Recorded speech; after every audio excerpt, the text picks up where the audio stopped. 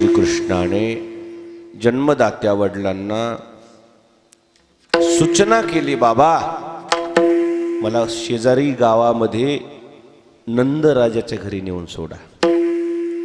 देवानं ज्या राजाची निवड केली तो राजा कसा असेल, देवानं ज्या गावाची निवड केली ते गाव कसं असेल. शासन कोणी गावाचं नोंद करू शकते, निवड करू शकते. काही काही तर तिथं बसूनच निवड करते. इथं प्रत्यक्षरित्या काय आहे ह्याला घेणं देणं. कुठं बसून निवड हॉटेला, त्याला काय अर्थ आहे. गावाच्या बाबतीमध्ये भगवान श्रीकृष्णानं सबंध गावाचं अध्ययन केलं. गावाची भूमिका किती चांगली आहे, राजाची भूमिका किती चांगली आहे. राजा पुण्यशील असला पाहिजे. राजा कसा असला पाहिजे, पुण्यशील. राजा अधर्मी असता कामा नये. राजा धार्मिक असावा. राजा व्यसनी असता कामा नये. राजा निर्व्यसनी असावा. नंद राजा असून परमार्थिक होता. राजा कसा असावा, एका पायावर उभा राहून दोघा नवरा बायकोनं 1000 वर्ष तप केलं होतं नंदराजानं यशोदानं अगोदरच्या अवतारात. किती वर्ष तप केलं होतं, 1000 वर्ष तपश्चर्या केली होती. तपश्चर्या कशासाठी केली होती, फक्त भगवान श्रीकृष्णानं आमच्या पोटी जन्म घ्यावा. याला म्हणतात राजा. विठाला विठाला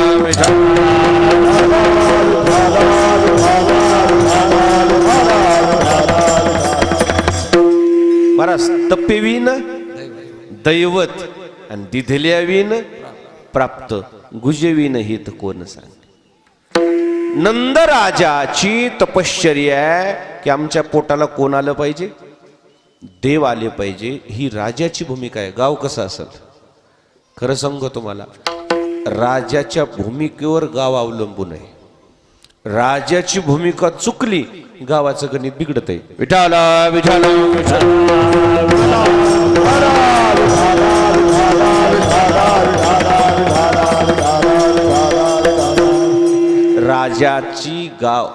राजाचा गावामध्ये दबदबा असला पाहिजे की नाही. बा आपण जर व्यसन केलं आणि सरपंचाला जर समजलं तर सरपंच आपल्याला रागवण.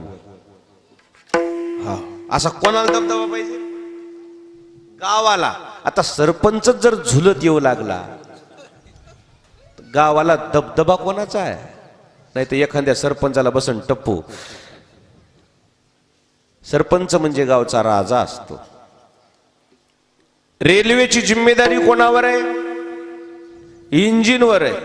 इंजिन जर निघालं तर डब्बे हळूहळू हळूहळू त्याच्या माग माग माग जातात. आणि इंजिन कोसळल्यावर डब्बे हळूहळू हळूहळू मुंबईला जातात. हो म्हणा, कोणावर अवलंबून आहे डब्बे, इंजिनवर अवलंबून आहे. तसा गावचा राजा कसा असावा, नंद राजासारखा. भगवान श्रीकृष्ण म्हणले, बाबा नंदाच्या घराला, कोणाला घराला नेऊन सोडा, कोणाच्या, नंद राजाच्या घरी मला नेऊन सोडा. हे देवानं ज्या गावाच्या नावाची निवड केली तो राजा कसा असेल. विठाला विठाला विठाला.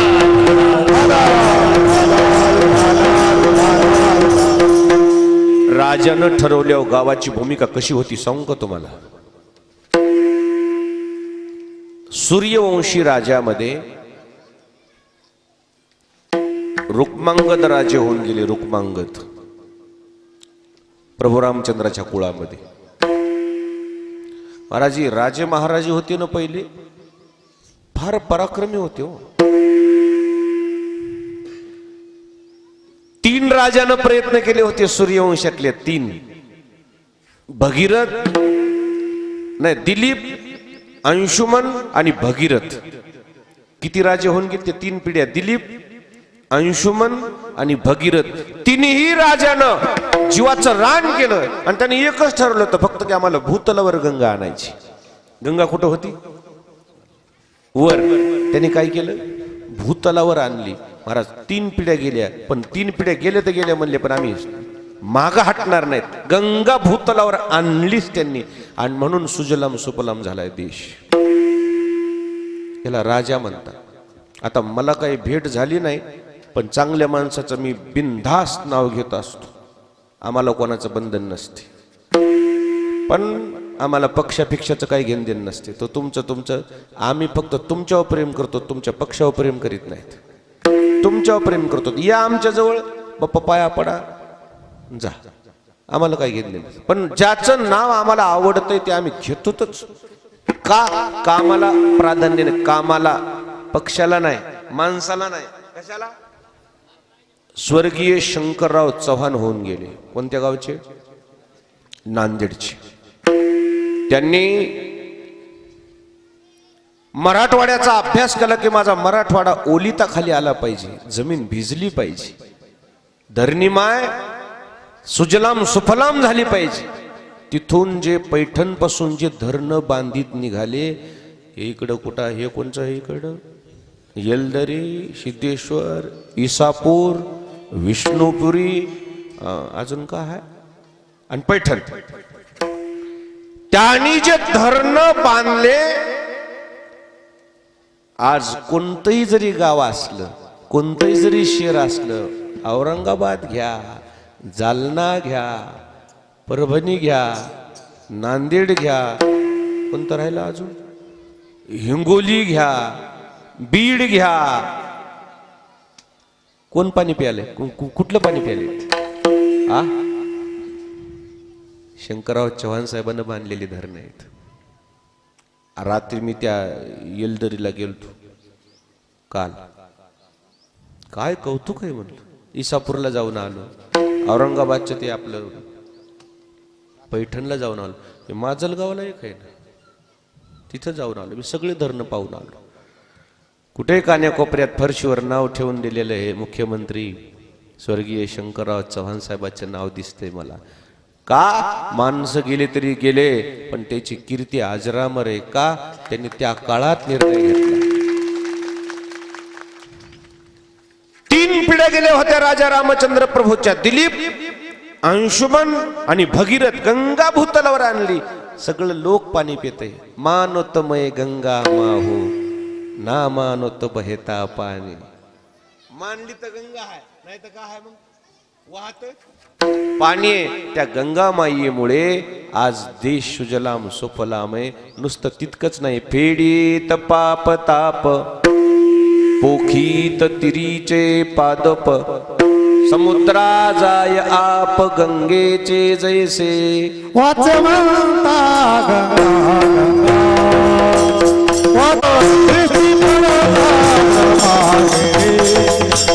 सृष्टी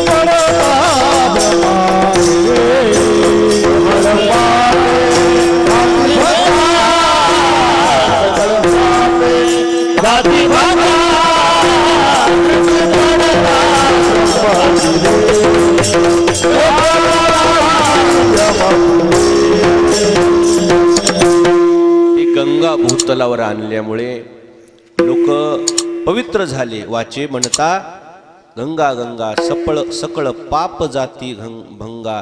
माणसं पापमुक्त झाले आणि तृषामुक्त झाले. तहान भागवली, जमिनीची तहान भागवते, माणसाची तहान भागली, पशुपक्ष्याची तहान भागली. महाराज कसे राजे होऊन गेले बघा ना. गायीची तृषाहरू,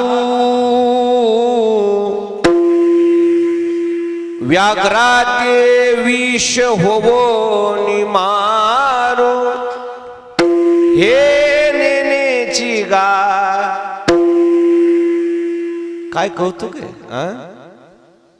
गंगा वाघाची तान भागवती आणि गायीची तान भागवती. गंगा म्हणते का ही वाघ हिंस्र पशु आहे, शिकार करते, गाय देव आहे. हा, माझं काम आहे तहान भागवणं. आणली कोण ही पहा. ही गंगा आणली कोण? भगीरथ राजानं. म्हणून आज बी प्रयत्न करायला एखाद्यानं चांगले तर माणसं काय म्हणतात त्याला माहिती आहे का? भगीरथ प्रयत्न. अजून बी त्या बुवाचं काय नाव? भगीरथ प्रयत्न म्हणजे 3 पिढ्या गेल्या पण माग सरकले नाही. त्याचं कारण आहे राजा चांगला पाहिजे. त्याच सूर्यवंशामध्ये रुक्मांगद. बरं तुम्हाला काय म्हणायचं होतं सांगा? हा पै समस्त ओघा मध्यमी भागीरथी अनिता गंगा. हो जनोने जिरली गिरली चिरली जांगा. असं आहे भगीरथाचं नाव अजरामर आहे. राजे कसे असावे, राजसत्ता कशी असावी, राजसत्तेने जनता जनार्दनाच्या दूरदृष्टीचा विचार करावा.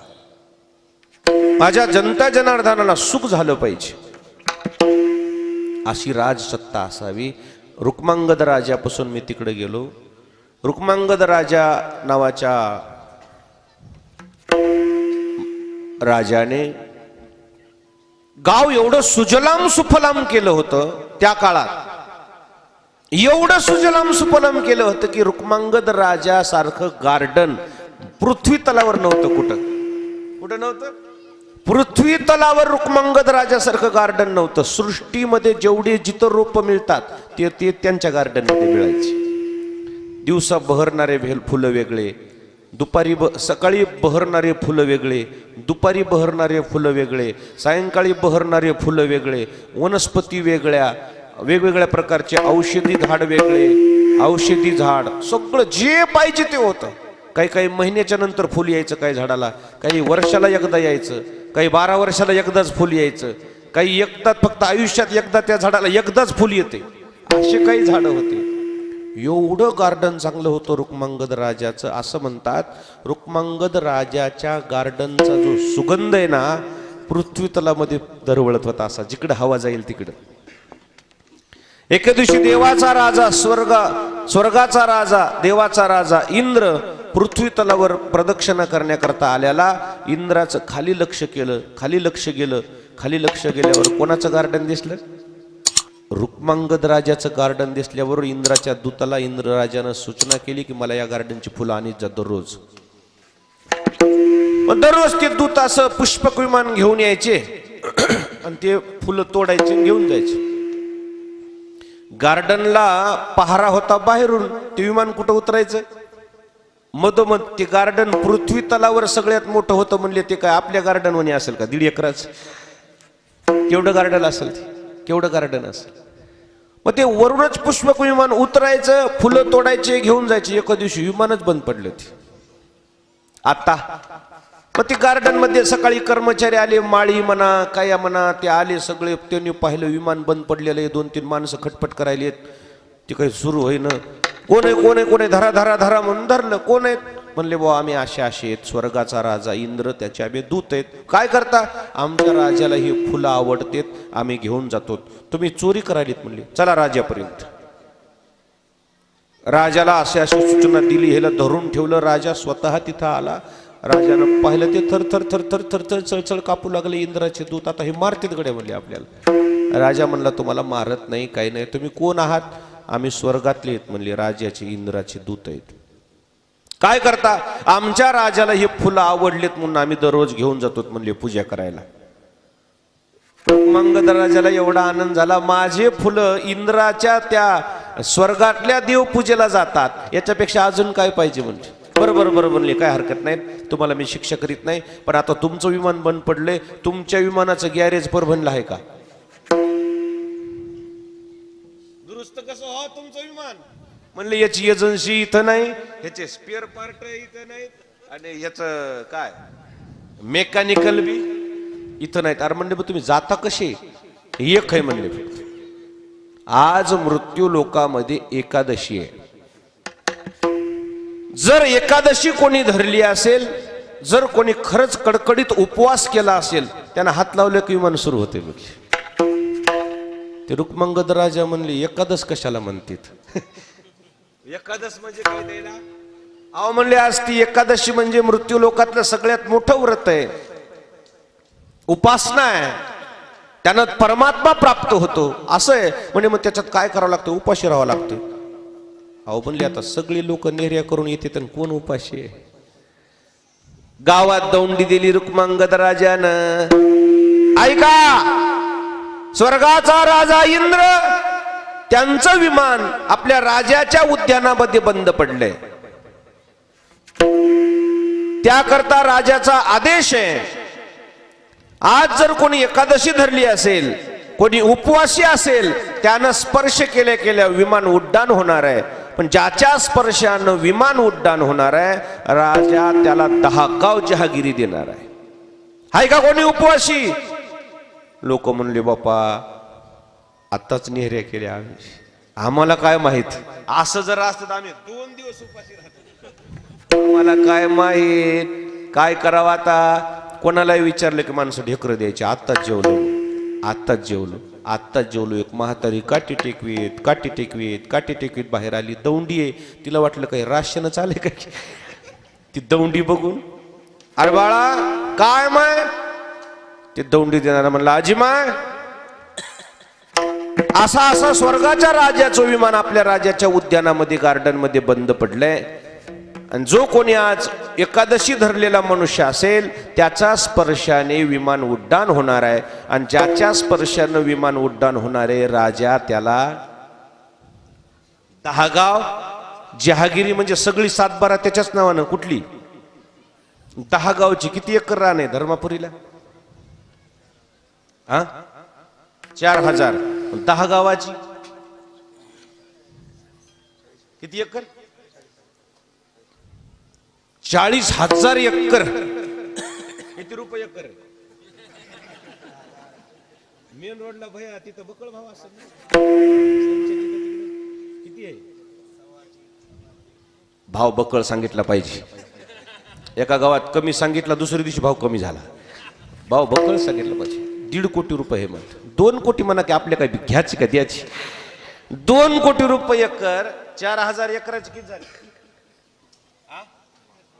हिशोब तो चुकायला 40 नाही ना, हिशोबच येईना तुला. नाही सांग 2,15,000. बरं हो, तू आकडा बरोबर दिसायला कमी का असो. खरी गोष्ट आहे ना, तुझीच खरी गोष्ट आहे. इतके अचानक खात्यात येणार. किती? 2,00,000 कोटी रुपये अचानक खात्यात गेल्यावर माणूस किती दिवस उपाशी राहील? किती दिवस? 8 दिवस उपाशी राहते. पाणी प्यायचं नाही म्हणलं बघा. 8 दिवसानंतर 2,00,000 कोटी तुझ्या खात्यात म्हणलं. मला 8 दिवस पाणी पित नाही. लोक म्हणले अरे काय माहित, असं उपाशी भेटल्यावर भेटत होता. ती म्हातारी म्हणली माय मला काय माहित राजा, आत्ताच कुटके करून खाल्लेत म्हणली मी, मला काय माहित.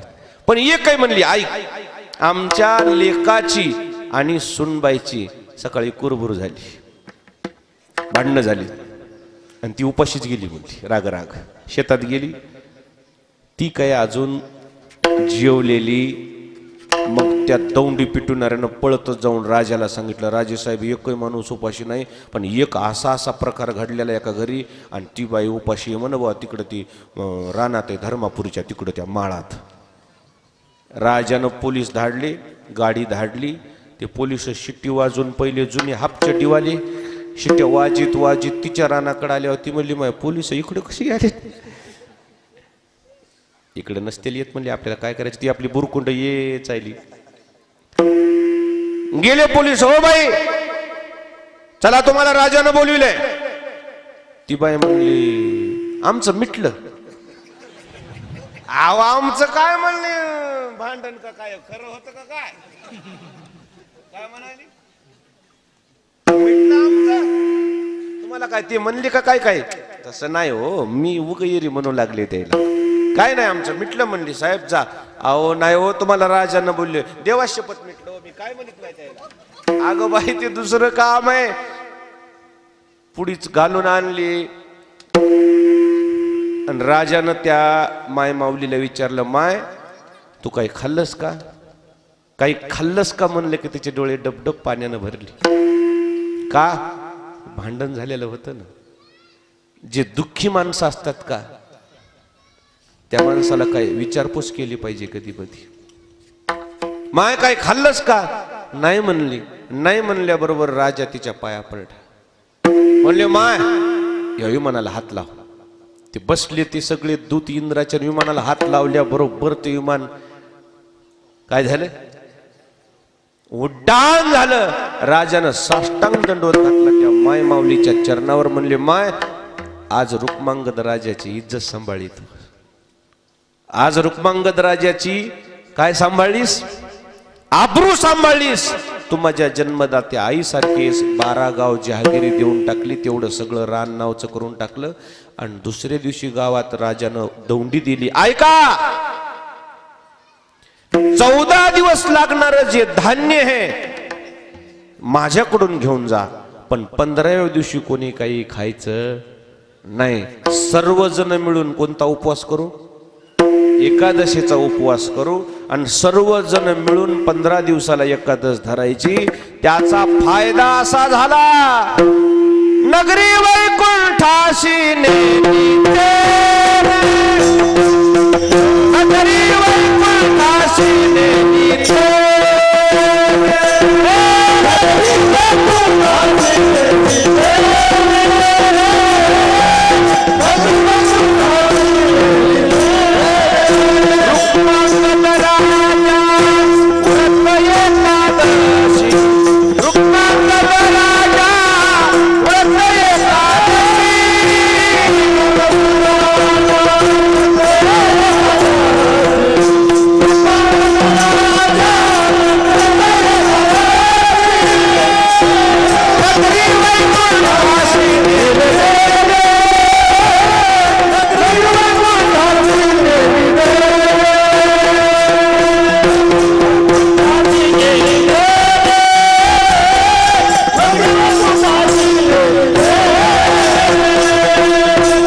रुक्मांगद राजा उरत एकादशी, नगरी वैकुंठाशी नेली तेने, रुक्मांगदा कारणे एकादशीचा छंद, तेने परमानंद प्रगटला. आमच्या ग्रंथामध्ये त्या राजाचा पराक्रम आला. ग्रंथात राजाचं नाव आलं आणि रुक्मांगद राजाच्या गावाचं कौतुक आलं. राजा कसा असावा, राजाच्याही गावाचा समावेश ग्रंथात व्हावा, नावाचा समावेश ग्रंथात व्हावा आणि त्या गावाच्याही नावाचा समावेश कुठं व्हावा, ग्रंथात व्हावा. असं राजाचं आणि गावाचं वर्तन असावं. विठाला विठाला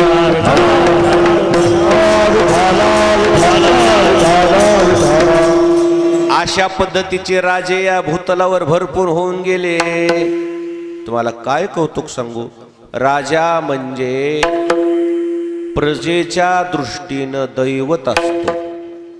राजा म्हणजे काय, दैवतच. आताही कोण्या कोण्या गाड्या नसतात का, जिपा, त्या जिपावर पाठीमागं छत्रपती शिवरायांचा फोटो आहे आणि वरी काय लिहिलेलं आहे, दैवत. म्हणजे या गाडीवाल्याने छत्रपती शिवरायांचा फोटो लावून वर काय लिहिलेलं आहे, दैवत शब्द. त्याला कोणी शासनानं बळजबरी केलं का लिह म्हणून, त्याला पत्र आलं होतं का आरटीओचं असं कर म्हणून. मग का केलं त्या लेकरानं, त्याचं कारण त्याच्या हृदयात छत्रपती शिवरायाविषयी काय आहे, जागा आहे. म्हणजे एवढी वर्ष झाले छत्रपती शिवरायांना जाऊन, तरीही त्यांच्याविषयीची आपली आत्मीयता कमी झाली नाही, वाढतच चालली. म्हणजे हे दैवत आपण त्यांना का मानतो, राजा रयतेसाठी जगला पाहिजे. विठाला विठाला विठाला. राजा कसा असावा आणि गाव कसं असावं, नंदराजाकडून शिकावं. नंदराजा गावासाठी जगत होते. कोणासाठी जगत होते, गावाच्या भल्यासाठी बेजार व्हायचे, गावाच्या भल्यासाठी. गाव कसं होतं सांगू का तुम्हाला, गाव सुद्धा नंद राजासाठी किती किती किती काय सांगा तुम्हाला. राजाला संतती नव्हती म्हणून गावानं एकदाही एकाही लेकराचा बड्डे केला नाही. काय केला नाही? सगळ्या गावाला मुलं बाळ होते, कोणाला नव्हतं लेकरू. नंद राजाला मुलगा नव्हता, गावात एकही वाढदिवस झाला नाही. गावात एकदाही नंद राजाच्या गावात गोकुळात बँड लावून पानन सुपारी वाटली, साखर वाटली. कधी वाटतात? हा, एखाद्या माणसाला जर मुलगा झाला तर काय करतात? बँड लावून पान सुपारी साखर वाटतात का नाही? एकदाही गावात वाटली नव्हती. का? आमच्या राजाला लेकरू नाही, आमच्या राजाला संतती नाही. आमच्या राजाला जर संतती नाही तर आम्ही आनंद साजरा करणार नाहीत. याला गाव म्हणते. विठाला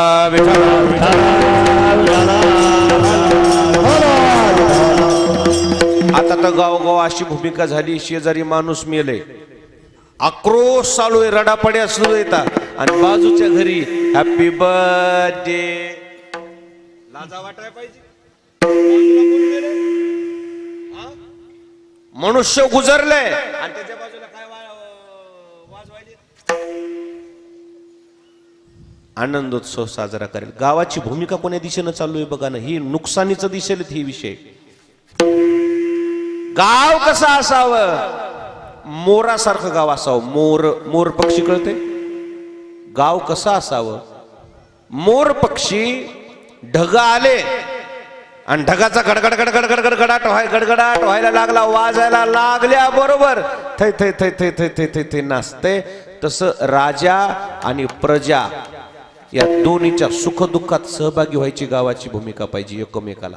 राजाने गावाच्या दुःखात सहभागी व्हावं आणि प्रजेने राजाच्या दुःखात सहभागी व्हावं. विठाला विठाला. राजानं गावाच्या आनंदात सहभागी व्हावं आणि प्रजेनंही राजाच्या आनंदात सहभागी व्हावं. याचं नाव गाव. नाही तर गाव तर भरपूर आहे, तर मसन वाट्यासारखेच. काय माणसात माणूस राहिले नाही. हे न त्याच्यावर गुन्हा दाखल, त्यानं याच्यावर गुन्हा दाखल, त्यानं याला ही कारवाई करायला लाव, मी साक्षी देतो, त्यानं त्याला म्हणलं ह्याच्यावर ही दाखल कर, मी साक्षी देतो. माणसात माणूस राहिनं याचं कारण काय? माणुसकी संपली. विठाला विठाला विठाला. हो, वाद वाद वाद वाद वाद वाद नुसती वादावादी चालू आहे. येणं याच्या उसात आता बरेच, आता तर मला तक्रारी ह्याच आल्यात सध्या. टोळी आली शेतात काय न्यायला? ऊस न्यायला, आणि शेजाऱ्यानं पाणी सोडून दिले. कसं नेतोस तर न्यात का म्हणतो त्याला ऊस नाही. काय भाषा झाली बघा की. काय झालं? जाऊन त्याच्या पाया पडलो. अरे राजा, त्याला ऊस आहे, तुझ्या लेकीचं लग्न आहे उद्या पुढे चालून, 10-5 हजार ऊस नेत देईल की? शेजार धर्म आहे म्हणून आले त्याचे पैसे तर ना म्हणला, त्यानं मला बेन दिलं नव्हतं. ही भूमिका झाली खेडोपाडी वाड्या. काय भूमिका झाली? अरे ज्या गावाच्या यादीत, ज्या गावाची नोंद ग्रंथात येते, त्या गावाचे वागणे कसे असतील? एक जणांना तर एके दिवशी मी जाऊन मिटवून आलो ते भांडण. हापूस आंब्याची झाडं लावली होती 60. किती? आणि 60 आंब्याची झाडं. त्याला हे लागला, काय म्हणावं त्याला, फुलोरा लागला, मोहर लागला. आणि असे आंबे मोहरले. रातोरात सख्या भावानं जाऊन ते 60 आंबे काय केले? सपाट केले. त्याला पकडलं, त्याला बरोबर पकडलं. बुटाच्या निशाणावून पकडलं. कशाच्या निशाणावून? बुट नसते का ते, बुटावून पकडलं. केस करू लागला, मर्डरच करतो म्हणला. मी म्हणलं मी तुझ्या पाया पडतो. ते ना समज आहे. ते म्हणलं महाराज हे आंबे कुठून येतील? मी म्हणलं आंबे येतील, पण ही कुठून येईन एकदा गेल्यावर? ही कुठून येईल? त्याचे लेकर बाळ उघड्या पाडू नको, त्याच्या बहिणीचं, त्याच्या बायकोचं कुंकू पुसू नको. आंबे पुन्हा येतील 2-3 वर्षातच येतील. तू माझा ऐक, तुमचा ऐकतो म्हणला आणि गपचूप बसलं. ह्या काय गावाच्या भूमिका झाल्या का? एक जणांना फंडा आणला की दुसऱ्यानं अडवायचा. हे काय गावाच्या भूमिका झाल्या?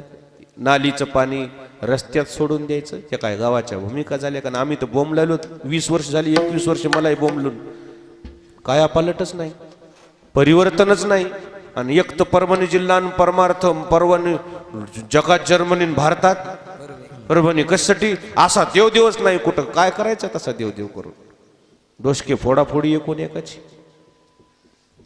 सगळ्या परभणीच्या वकिलाजवळ मी एके दिवशी जाऊन सगळ्या फायल्या भांडणं कुठे बघू द्या म्हणून म्हणले भांडणं बघितले तर सगळे कीर्तनाचेच गाव मी म्हणलं मी संन्यासच घेतो आता नगच मला कीर्तनच नग वकिलाच्या फायली चालल्या मी लॉकडाऊन मध्ये भांडणं कुठली आहेत बघू द्या म्हणले भांडणं पूर्वी तुमचे नियमाचेच गावात म्हणलं नियमाचा उपयोग काय माया भाकर मिळालं का घरी मला का बोंबलत फिरलो तर आम्ही इकडं काहीतरी जीवनामध्ये परिवर्तन झालं पाहिजे तुमच्या कोण्याही जीवाचा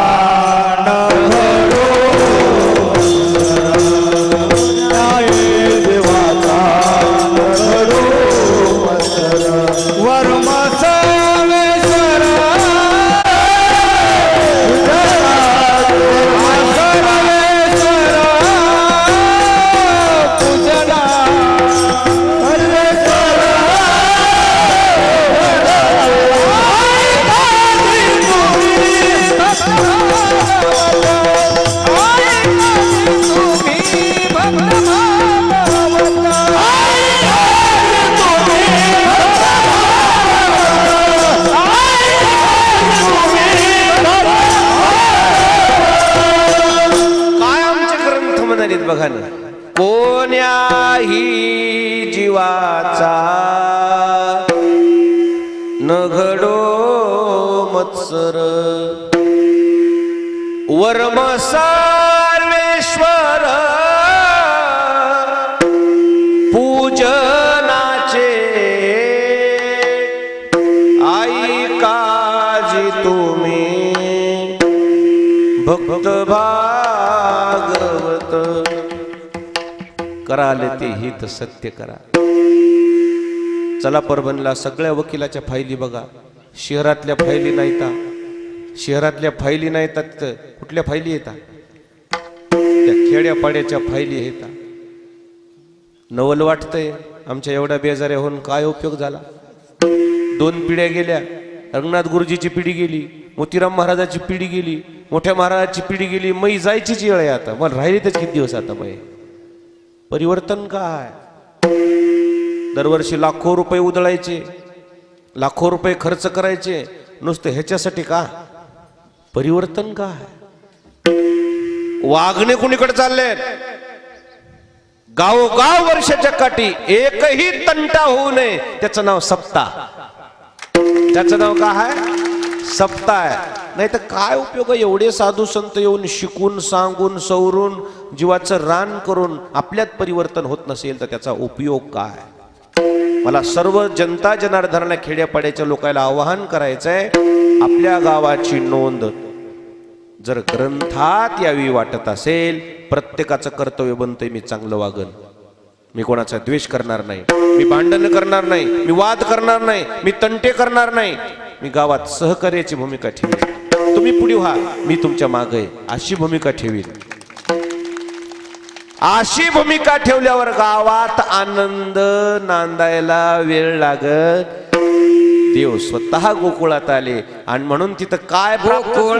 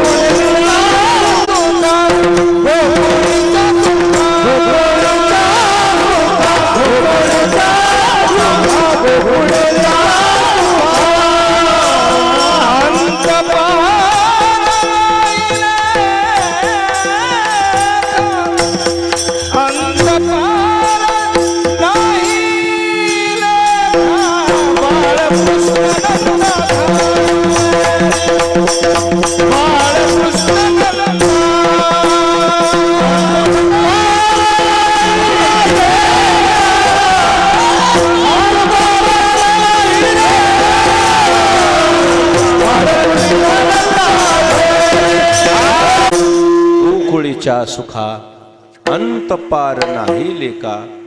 तुकोबारायाचं म्हणणं आलं, ज्या गावामध्ये स्वतःहून देव प्रगट झाले त्या गावाची भूमिका गोकुळी आनंद प्रगटले सुख. गोकुळी आनंद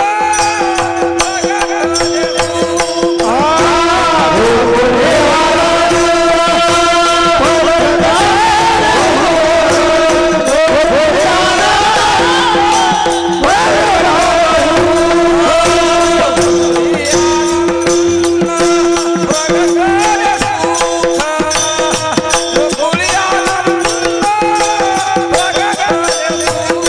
शाबास शाबास.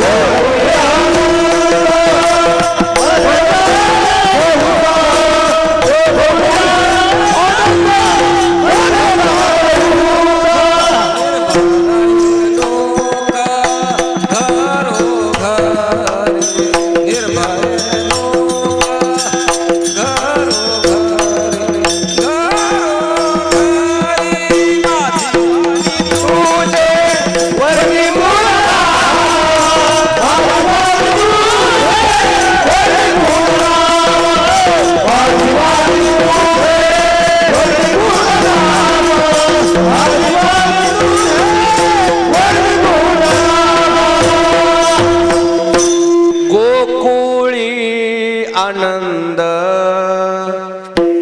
प्रगटले सुख. निर्भय हे लोक घरोघरी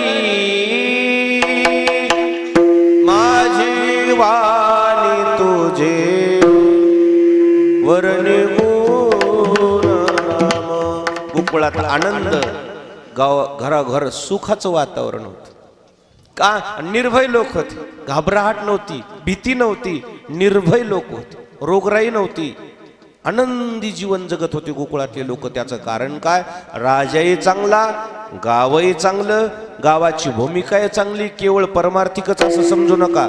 आमच्या ग्रंथात त्यांची नोंद आली म्हणजे लोक उद्योगी होते. उद्योगी कसे लोक होते? जुन्या काळामध्ये त्यांनी दुड्डेरी काढली. काय काढली? गोकुळ नावाची जी दुड्डेरी आहे ही सर्वात अगोदरची. कोणती?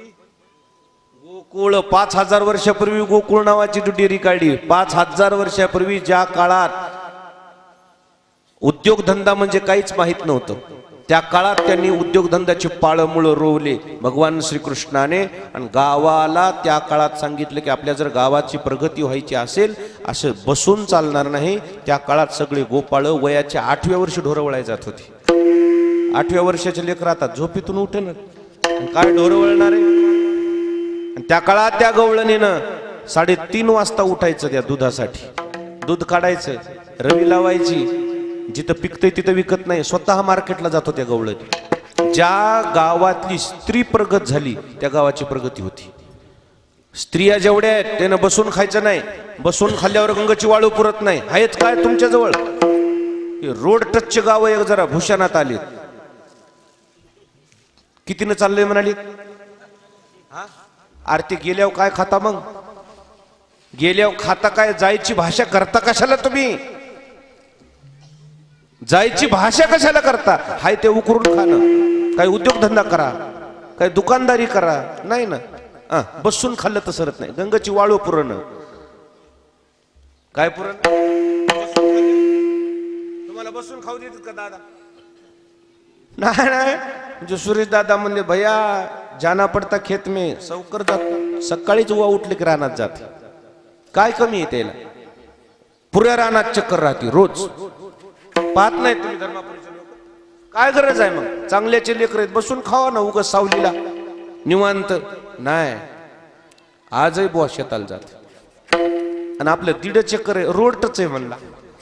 अरे इकतो का तू? मग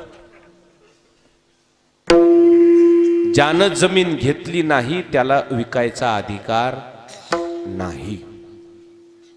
मोठे स्वप्न ठेवा तुम्ही. भगवान श्रीकृष्णाने त्या काळात गोकुळातली लोक सगळे उद्योगी केले. दह्या दुधाचा व्यवसाय केला गवळणीनं. पश्चिम महाराष्ट्र पुढं का सरकतो? केवळ पुरुष काम करत नाहीत असं नाही, स्त्रियाही काम करतात.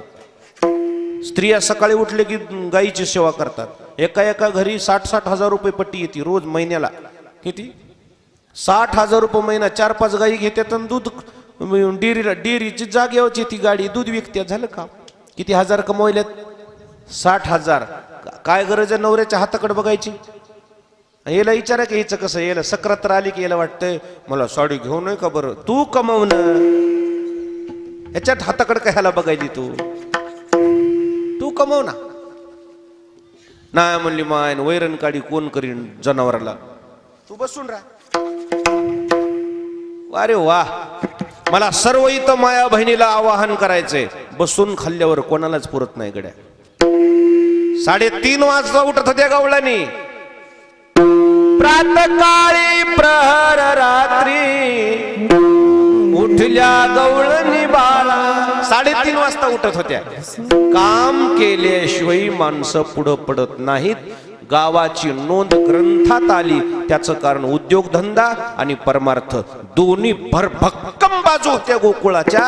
आणि म्हणून सबंध गाव सुखी नांदू लागलं. गोकुळीच्या सुखा अंत पार नाही लेका. उद्योगधंदे असल्यामुळे घरोघरी झाला लक्ष्मीचा वास. दैन्य दारिद्र्यास त्रास आला. गोकुळीच्या लोका झाले ब्रह्मज्ञान. केली या वाचोनी जपतप. चिंता ते पळाली गोकुळा बाहेरी. प्रवेश भीतरी केला देवे. मोठे माणसं आले की मोठे माणसं एकटी येत नसतात, त्यांच्याबरोबर प्रगती येत असते. काय होत असते? गावाची प्रगती होत असते. भगवान श्रीकृष्ण आल्यामुळे गावाची प्रगती झाली. आनंदी जीवन गाव जगू लागलं. तसं आपलंही गाव आनंदी जगावं यासाठी गावाची राज्याची भूमिका मी इतका वेळ सांगितली. 1 तास झालं. फक्त एकच हेतू आहे, तुम्ही काय व्हा? किंबहुना सर्व सुखी पूर्ण होवनी तीही लोकी. तुम्ही सर्व लोक सुखान नांदाव. धर्मापुरीचे आलेले सगळ्याच गावचे बन, नाही तर तुम्ही म्हणता आमच्या गावचं कमवून घेतलं. सगळे लोक तुम्ही सुखानं नांदाव एवढीच तळमळे. आणि म्हणून सुखानं नांदण्यासाठी आपण ग्रंथाचा आधार घ्या आणि कृती करा, प्रपंच करा, परमार्थ करा, जिम्मेदारी आहे पार पाडा. म्हणजे उदरनिर्वाहाकडे लक्ष द्या आणि उद्धाराकडे लक्ष द्या. आपल्या जीवनाचं भलं झाल्याशिवाय राहणार नाही. विठोबा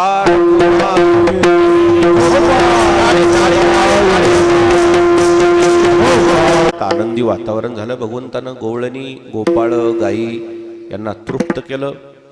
सर्वांचं समाधान केलं. उरलेल्या वेळात खेळ खेळले. शिदोऱ्या जमा केल्या. शिदोरीचा काला गोपाळांना वाटप केला. आपल्यालाही मिळणार आहे. शांतता बाळगा. दरवर्षीप्रमाणे आपल्या या धर्मापुरी गावामध्ये एवढा मोठा सोहळा पार पडला. दैव आता पुढच्या सप्त्यावाल्याला काय काय होते की आणि काय होते की काय काय नाही, आता मला तरी काय ठाऊ बा. जशा काही शासनाच्या गाईडलाईन्स असतील, शासनाचे काही जसे आदेश असतील तसे पाळू. त्याचं बी का त्याच्यासाठी का त्याला वाटतं की बा तुम्ही काय व्हा सगळे सुखी राहा. त्याचं बी काही विचारायचं नाही.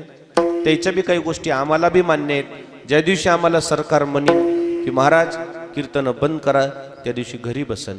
पर्याय नाही. कारण आमच्या कीर्तनाला 2-3 हजार माणसं येरीच येतात. 2-4 हजार माणसाला जर रोगाची लागण झाली तर हेडिंगला नाव कोणाचं येईल? महाराज आउट.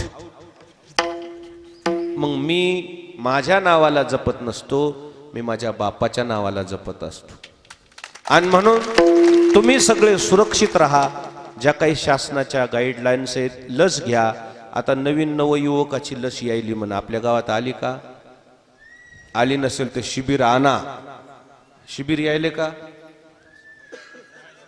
नाही? नवयुवकाचं ते आता बारक्याला आता यायली. आणि जुन्या लोकांचं सगळे 100% झाले म्हणून लक्षीकरण. आम्हाला कौतुक आहे. एकदा जोरदार टाळी वाजवायची गावासाठी. राहिलेले जे आता नवयुवकाची लस आली म्हण हो. परभणला आली म्हण. आपल्या गावात लसीकरणाची मोहीम राबवा भया. हे सगळे नवयुवक घेऊन लसीकरण राबवा. हे याच्या आधी कोण